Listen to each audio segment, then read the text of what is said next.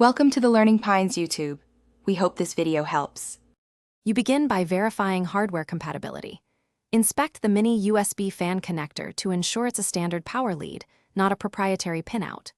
Once done, connect a Type-C OTG adapter or a Type-C to mini USB cable rated for 5V and at least 1 amp. Make sure the host device or power bank can supply 12A. If uncertain, use a USB power meter. This prevents underpowering or damaging the fan. You'll avoid guesswork and start the conversion safely and correctly. You now proceed to connect the fan. Insert the mini plug into the fan, then attach the Type-C end to your phone, laptop, or power bank. Once connected, power the host and watch for steady rotation. The fan should spin smoothly. If it hesitates, disconnect and reseat the adapter. Loose contacts cause intermittent power. Make sure any host USB port is configured to provide power, not just data. If the device limits current, switch to a dedicated 5V supply to verify the fan functions.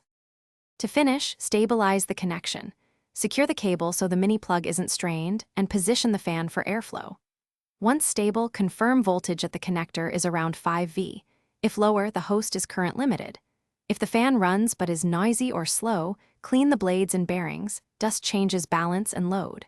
One key troubleshooting tip: if nothing works, test the fan with a known 5V USB wall adapter. This isolates whether the adapter, cable, or host is the cause. Thanks for watching. Consider subscribing if we helped you.